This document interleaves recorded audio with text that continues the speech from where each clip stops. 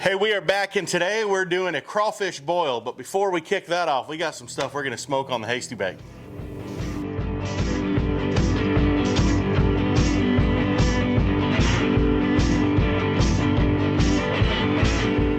Hey guys, I'm Nick Parsons from Hasty Bake, and this is Chris West from Lassalle's and OklaNola Pepper Co. There, right there.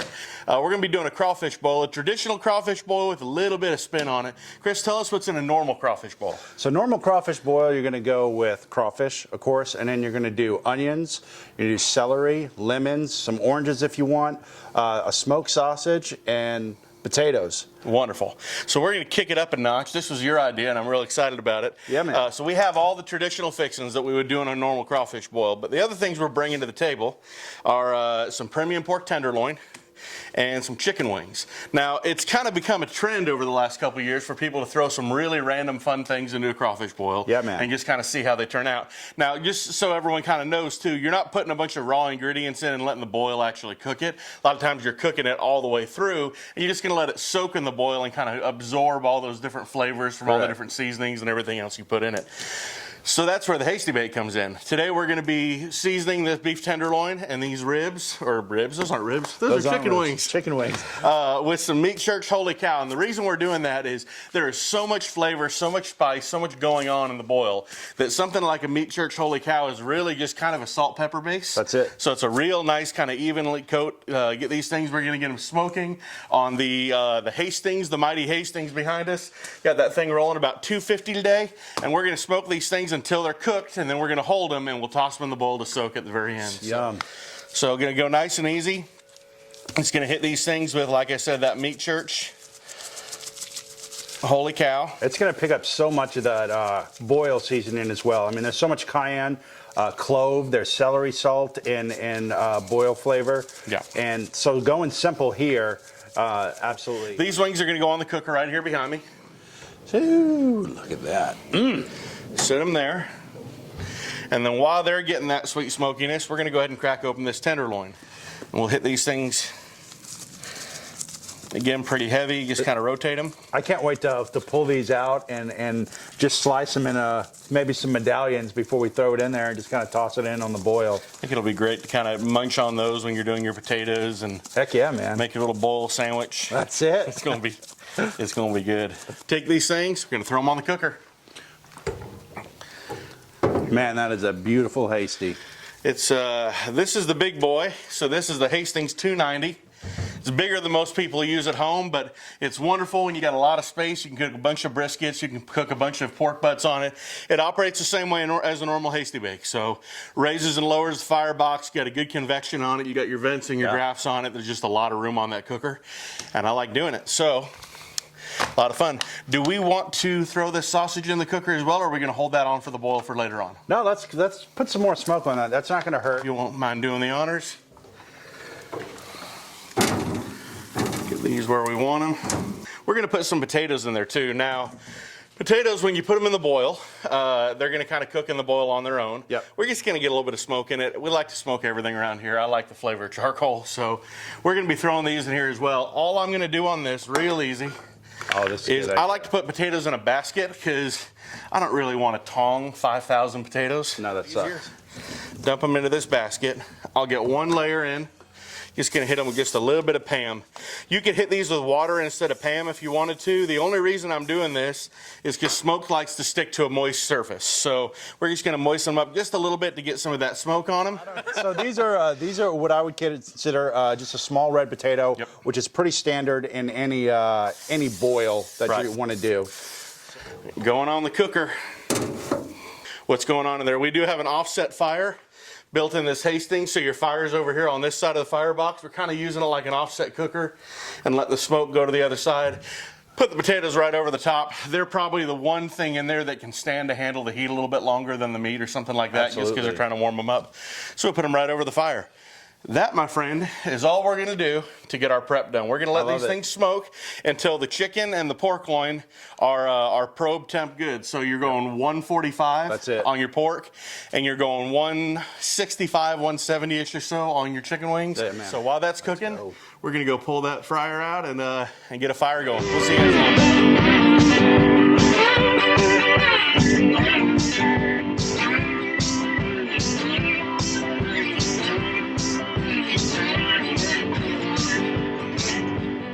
if you're trying to get live crawfish, you come to me, and I get crawfish for you, and we're pulling them in once a week. And we get crawfish drove directly from Lafayette. It's a pond right outside of Lafayette, Louisiana, and they drive them straight up here, and they're beautiful.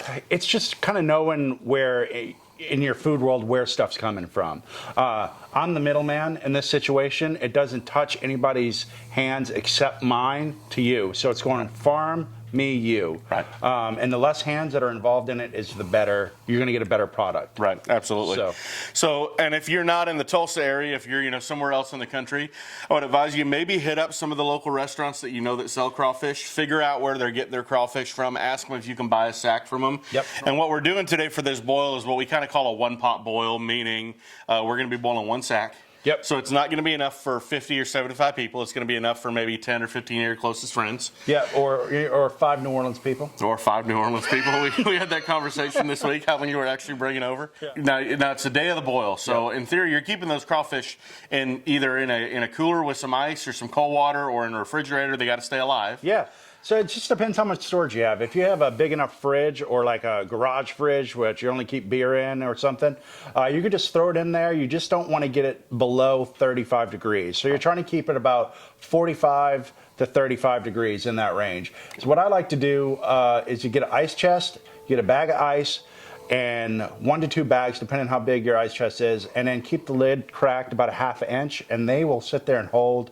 I've held crawfish like that for up to 3 days. Okay. In that. So, but you want to keep them fresh. So yeah. You're not buying these things a week or two in advance. You're buying them a couple days or a day before your boil. Yeah. So you get them from me Friday's pickup, and the latest I recommend people boiling is Monday, and that's what we're doing. Perfect. So there you go. Yeah. I clean my crawfish, no purge. I don't use salt in doing it. Crawfish are a freshwater animal, especially the crawfish we're getting here in Tulsa. They've already traveled quite a little bit of ways. So the last thing you want to do is throw in a whole can of salt on those things, and it's going to raise your death ratio, because you want live crawfish going into the pot. Right. You don't want dead crawfish, what they call them straight tails. Right. You don't want those, and that's what'll happen when you boil. The crawfish that we deal, that I get, are 2 things. They're called walked, which they have to walk a little bit of ramp to go into the basket, which means you're not getting dead crawfish in your bags. You're getting only live crawfish that are walked in. They're not just doing big old scoops. Correct. They're actually making them move into the basket. They're making a move into the bags, and then they go through like a little car wash while they're doing it, and they're getting sprayed with water, so it cleans off a lot of the heavy excess of, because they're from the swamp, man. Right. There's 2 ways that you can kind of handle these things when it comes to washing them out. So walk me through that. Using a champagne basket, or a fish basket is another name for it. Or you run an ice chest with a little bit of a tilt, and you empty your bag of crawfish into the ice chest until that water comes clear, and you're agitating the crawfish. So you're getting clear water. You're going to agitate them around in that cooler as much as you can. Yeah. If you end up going the route with a fish basket, which we're going to show some video here in a minute, is you're shaking that thing, trying to get as much of that mud off as you can, so you're really doing clear water. So when you dump it in that pot, you're not bringing any mud over to the pot with you. You got nothing but clean crawfish. That's it. Going in with your taters and your corn and everything else. Yep. And the way that I do it with a fish basket is a lot faster than what you're going to do in an ice chest. Gotcha. So today we're using, how big the pot? I'm using a 120 quart pot. This is our family pot that we're using today, and it's a pot that I recommend most people getting. If you want to go smaller and save a few bucks, you absolutely can. And I would say, if you're going to do that, try to go at least an 80 quart pot. Don't go lower than 80. 80 to 120 is the perfect range to do a sack and all the fixins. Okay. So, correct. What temp are you shooting on your water? So boiling, 212. Okay. So we cook. You bring everything to a boil, and then you're cooking, and then we're gonna boil crawfish from 3 to 5 minutes. I base my time on the season, or when I'm washing the crawfish, how they look, how they feel, and what I mean by that is how hard are their shells. Early season crawfish, you don't have to boil for 5 minutes. You're gonna overboil them, but late season crawfish, you're going to have to boil 5 minutes, so that way you're cooking it and you're going to be able to impart more flavor. Yeah. So April and May are really kind of your prime seasons. April, May, April, and June. Yeah, June is I where shut it down at Father's Day. That's when I shut it down. So we've cleaned our crawfish, right? Yes, sir. We're getting the water up to 212 to get your boiling temp done. Yeah. And you can dump your crawfish in. Now, what are you prepping in the water? What kind of seasonings are you putting in? Or is it just a straight boil on the front end? So here's what I'm doing in the water. Once I get my water level in my pot, which you don't want to fill your pot all the way, you're looking for about halfway. I have the inside of my pot marked on there. You're going to add your seasoning, and then this stuff right here is everything you need. I'm not adding to this or anything. So there's everything. The OklaNola boil that I formulated is everything you need. You don't need to add cayenne to it. You don't need anything. It's on the higher end on the heat. You can always go hotter. Being spicy is a very subjective thing. But this is what my palate and my family absolutely enjoys, this one. How much of this boil seasoning are you using for a pot? This is one. So that whole jar is one pot? That whole jar is formulated for one pot right there. Okay, so that's quite a bit of seasoning you're going to be using. Yeah, so is what you're going to get from like Zatarain's Pro Boil or something like that. You're going to get a pretty good amount, but most people still add to that. They'll add more cayenne, they'll add more salt, they'll add this. And basically all your adds is what I've formulated here with everything, so you do not need to add anything to it. It's just my one pot stuff. And then we're going to add our onions. We're going to add celery. We're going Before or after the crawfish? Same time? Does it matter? Before. So this is right after we add the seasoning. Okay. And potatoes. We're going to add some potatoes and garlic as well. And we'll get all that going and cook that. And when those are cooked, which is between 8 and 11 minutes, that's about how long it takes to cook potatoes. And you're going to start checking after 8 minutes, adding it to boiled water. Okay. Okay. And we smoked these potatoes halfway today. Yeah, so we're probably going to throw those in about halfway through, maybe a little bit later. So we're going to throw the potatoes in right when we throw the crawfish in. Great. Is how we're going to do that. I do have some potatoes left over somewhere over there. That we're going to still have just your standard boiled potatoes, so you guys can see that as well. We want to finish those out as well, though, so we'll put those in right along with everything else. Correct. And let that, basically, you're getting your water mixed, all your veggies, everything all kind of mixed up and ready to roll, so when the crawfish hit it, all that seasoning's there for the crawfish. That's it. Good deal. So, and then we'll cook the crawfish 3 to 5 minutes, and then we'll shut it down, and we're going to get that water cold by adding frozen corn and or ice, if you want to add ice as well, because you're going to try to get from 212 to about 175, 180, and you're going to let those crawfish just kind of hang out, and that's when they'll stop cooking, but they'll soak up all that flavor that you worked so hard to get into with boiling all your veggies and spices and everything. So. And how long do you let it sit there and cool down before you dump it? So what I do is I start checking at the 10-minute mark in soaking. Okay. So after 10 minutes, set a timer, and then if the flavor's there, stop it there. And sometimes it takes 15 minutes, sometimes it takes 20. But that flavor will get to where you want it to be, and then when the flavor's there, in that 10 to 20 minute soak, that's when you're going to go ahead and decide, okay, we're done, and then you're going to hit the table. Yeah. So you got 10 or 12 minutes on your front end. Yep. And then you got 3 to 5 minutes for your boil. Yep. And then you're dropping your temperature, you're throwing everything in and waiting another 5 to 10 minutes or so. To 20 minutes. To 20 minutes, depending on how everything's turned And then out. we do have a little bit of time in there, dead time, where you're waiting for your pot to come back up to a boil. Okay. So when we dump our crawfish in, it's going to kill the boil because we're adding, a big temperature variance. And then when that starts to come back to a boil, that's when our timing starts. Got it. Yep. That makes sense. So wonderful. All right, guys. So we're here. Everything's coming up to a boil. So we have our potatoes in there. We have our garlic, our lemon, onion, celery, and we start at the 8 to 11 minute timer. Have it set for 8, and we're going to check some potatoes and then see where we're at. All right, so we have our potatoes done, garlic, everything's ready. We added our sausage, and we also added, excuse me guys, our smoked potatoes. So we have our crawfish in now. We're going to cover them real quick.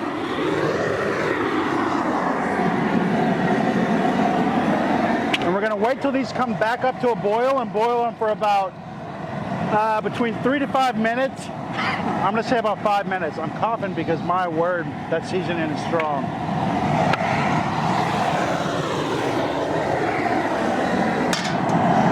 So we're timing down from like 4 minutes now, right?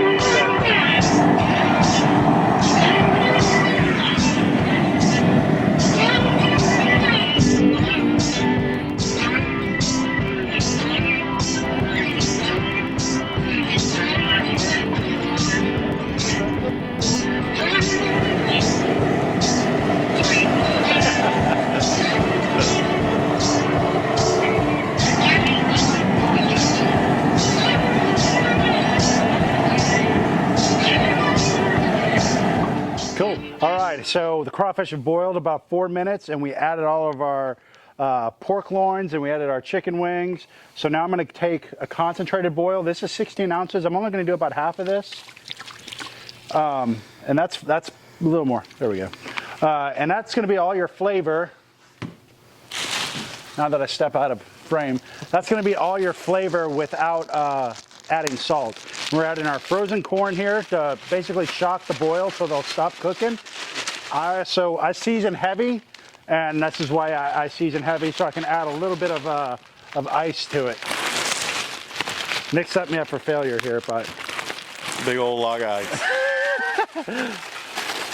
So we're trying to get this water down to about 180 degrees, which we'll be able to do, pretty confident. And there's another trick we're going to use one more quickly. I'm going to take the hose and I'm going to spray the side of our pots here. I'm going to let Nick move his camera so I don't ruin them, and that'll also help drop the temperature down to where we need it to get for the correct sauce.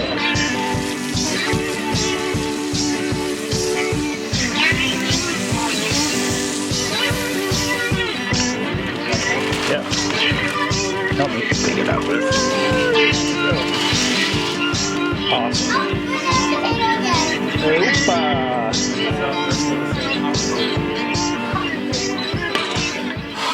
All right, man. That's about all there is to it. So just a few thousand steps. Yeah, that's just it. But it's going to make for a mighty dang fine boil. And then I cannot wait to jump into these right here. This is going to be fun. So those are the smoked tenderloins and the smoked chicken wings that we got in there. Yeah. A bunch of sausage. I think we tried that potato. The smoke came through on the potato. It came through. Awesome. We're excited about this. So that's how you do it at home. You guys got questions, hit us up on it. But thanks for joining us. A little combination is some Cajun boil and some hasty bacon. That's it. We'll see you guys next time. Thanks for being here. Woo-hoo.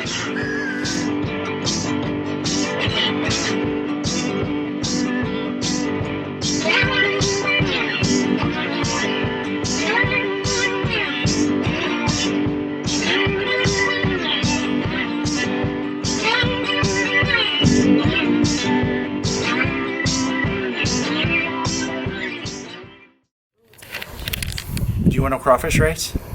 We can three of us crawfish race. Ready? We're gonna crawfish race. We'll have one-armed Willie right here. We'll have this guy. And we'll have King Kong. Godzilla. Okay. All right, here we go. Here's how you crawfish race. First one across this line wins. They're gonna go backwards. You ready? They go backwards? 1, 2, 3. Go. That's so funny. Come on, go, go. There we go. Dude, stop it! Yeah. He's looking at me like, what's going on? We're crawfish racing. Look at one-armed Willie. One-armed Willie's running. There he goes. The other guy's just staring at us. Go, go, go. Go, buddies. Go. Wake up. Come on. That's so funny. We're not Peter here.